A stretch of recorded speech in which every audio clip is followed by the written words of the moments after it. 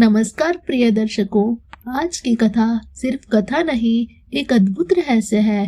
एक ऐसा रहस्य जिसने सदियों से लोगों को चकित कर रखा है।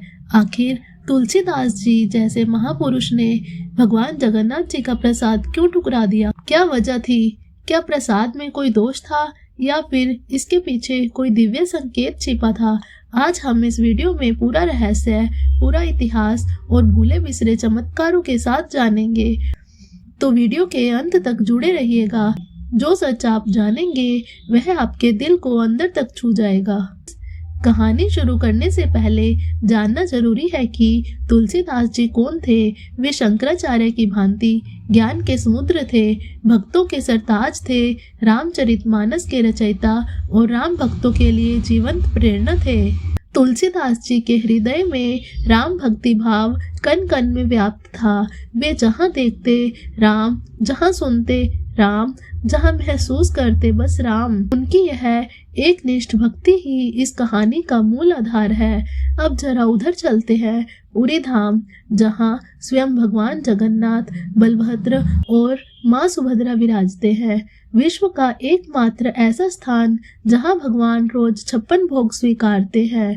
कहते हैं यहाँ का प्रसाद अमृत तुल्य जीवन बदल देने वाला और कई बार चमत्कार कर देने वाला होता है। तो सवाल अब और बड़ा हो जाता है, इतना दिव्य प्रसाद तुलसीदास जी ने क्यों नहीं लिया? यही तो इस कथा का रहस्य है। एक बार तुलसीदास जी जगन्नाथ धाम आए। उनकी ख्याति इतनी थी कि राजा से लेकर सामान्य भक्त तक हर कोई उनका सम्मान करता था। मंदिर के पुजारियों ने सोचा, आज तुलसीदास जी आए हैं, उन्हें भगवान स्वयं विशेष प्रसाद भेजेंगे। और सचमुच उसी दिन भगवान जगन्नाथ जी के रसोई घर में से विशेष महाप्रसाद निकला। जब वह प्रसाद तुलसीदास जी तक पहुंचाया गया, तभी इस दिव्य कथा की शुरुआत होती है। जैसे ही तुलसीदास जी के सामने थाल रखा गया, वे चुप हो गए। उनके चेहरे पर न प्रसन्नता थी, न उत्सुकता, बल्कि एक गहरा मौन था। वे कुछ क्षण तक प्रसाद को देखते रहे और फिर धीरे से बोले, मैं इस प्रसाद को स्वीकार नहीं कर सकता। सुनते ही सभी चौंक गए। क्या तुलसीदास जी प्रसाद क्यों ठुकरा रहे हैं? यहाँ कहानी का रहस्य शुरू होता है। पुजारी बोले, महात्मन, क्या प्रसाद में कोई दोष है? क्या कुछ कमी है? तुलसीदास जी बोले, दोष नहीं, भावना का अंतर है। सभी एक दूसरे को देखने लगे। भावना? कैसी भावना? तुलसीदास जी बोले, भगवान जगन्नाथ स्वयं श्री राम ही हैं, परंतु आज जो प्रसाद आया वह राम की भावना से नहीं, कृष्ण की भक्ति से बना हुआ है। सभी सतबद्ध रह गए। तुलसीदास जी आगे बोले, मेरी आत्मा, मेरा रोम रोम राम नाम में रंगा है। मैं जगन्नाथ जी को भी राम रूप में देखता हूँ, लेकिन आज यह प्रसाद राम भाव से नहीं बना, यह कृष्ण की लीलाओं के भाव से भरा है। और तभी तुलसीदास जी ने वो वाक्य कहा जो इस प्रसंग को अमर कर गया, भावानुसार ही भक्ति फल देती है।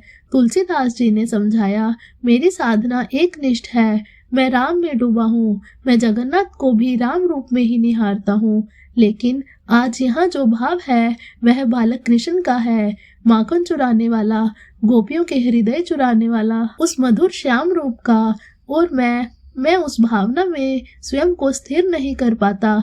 यह सुनकर पुजारी भी समझ गए कि यह अहंकार से नहीं बल्कि एक निष्ठ भक्ति का परिणाम है।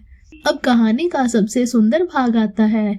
जब तुलसीदास जी ने प्रसाद ठुकराया तो रात में भगवान स्वयं तुलसीदास जी के स्वप्न में आए।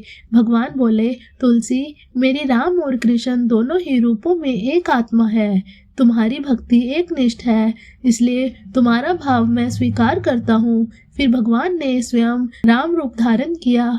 माथे पर काली कमानी, दाएं हाथ में धनुष, पीले वस्त्र, मुस्कान वही।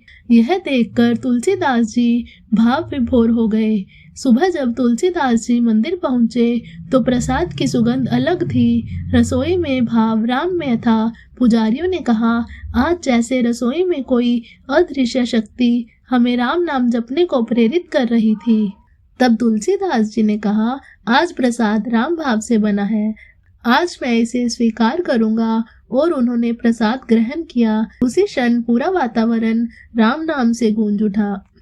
इस कथा का तात्पर्य बहुत गहरा है। भगवान एक है, रूप अनेक। भक्ति में भाव सबसे बड़ा है। रामकृष्ण भिन्न नहीं, पर साधना की साधना एक दिशा चाहती है।